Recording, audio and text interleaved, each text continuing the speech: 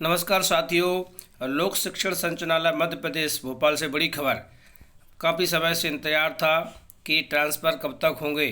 साथियों, अभी आज से ही देखो आदेश है 7/11/2024 का और आदेश आना शुरू हो गए हैं।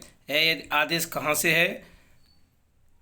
7 नवंबर का लेटेस्ट आदेश है कि ट्रांसफ़र का है। आदेश प्राथमिक शिक्षक का है और किस ज़िले से है? आदेश सिंगरौली से। और कहाँ पे हुआ है? ग्वालियर। तो सभी शिक्षक साथियों ट्रांसफ़र होना चालू हो गए हैं और ट्रांसफ़र की प्रक्रिया कभी लंबे समय से चल रही थी कि ट्रांसफ़र कब तक होंगे, और यह भी आया हुआ था कि प्रभारी मंत्रियों के अनुमोदन के बाद भी होंगे, कम प्रतिशत में होंगे। तो आदेश आना शुरू हो गए हैं। तो सभी शिक्षा विभाग के लिए बड़ी खबर है और जिन भी शिक्षक साथियों के ट्रांसफ़र होने की प्रक्रिया संलग्न थी वह शिक्षक साथी अपना इंतज़ार करें और सभी के आदेश आना शुरू हो गए हैं जिनने भी ट्रांसफ़र के लिए अपने आवेदन किए थे। अब हम इसका बिंदुवार अध्ययन करते हैं, क्या रहेगी ट्रांसफ़र आदेश आने के बाद प्रक्रिया। देखिए, उक्त स्थानांतरण निम्न शर्तों के अधीन रहेगा। बिंदु क्रमांक एक है, इसमें क्या रहेगा कि लोक सेवक का स्थानांतरण आदेश जारी होने पर उसकी ई सेवा पुस्तिका / सेवा पुस्तिका से स्थानांतरण आदेश में उल्लेखित जानकारी का मिलान करके उपरांत सही पाए जाने पर ही कार्य मुक्त किया जाए। इसका संपूर्ण उत्तरदायित्व संबंधित संकुल प्राचार्य का हुआ। बिंदु क्रमांक 1 में हवाला है कि संबंधित लोक शिक्षक जिसका ट्रांसफ़र आदेश जारी हुआ है उसकी ई सेवा पुस्तिका और सेवा पुस्तिका की जाँच कर ले और उसमें संबंधित मिलान कर लें और सही जानकारी पाए जाने पर ही उसको कार्य मुक्त करें। उस संकुल प्राचार्य की यह पूर्ण जिम्मेदारी रहेगी। बिंदु क्रमांक 2 क्या रहेगा? संबंधित लोक सेवक पूर्व से पदस्थी संस्था से बगैर सूचना के लंबी अवधि से अनुपस्थित है तो प्रकरण जिला शिक्षा अधिकारी द्वारा 3 दिवस में संचालनालय को विशेष विभाग से भेजेंगे।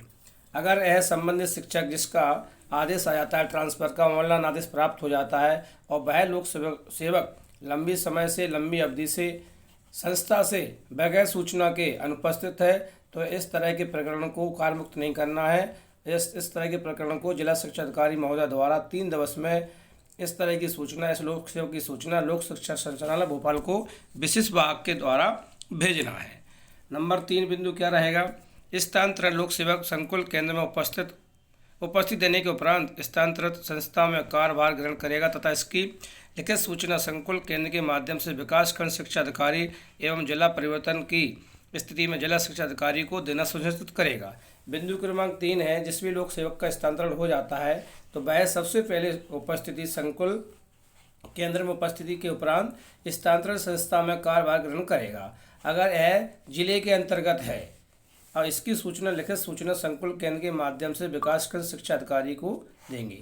अगर कोई शिक्षक साथी जिला परिवर्तन के लिए आवेदन किया था ट्रांसफ़र के और वह आदेश जारी हो जाता है, अन्य जिले में एक जिले से दूसरे जिले में स्थानांतरण हो जाता है तो इस तरह की सूचना को सबसे पहले वह जिला शिक्षा अधिकारी को अवगत कराएंगे, वह सूचना देंगे। बिंदु क्रमांक 4 स्थानांतरण लोक सेवक को अपना कार्यभार 30 दिवस में सौंपना अनिवार्य होगा।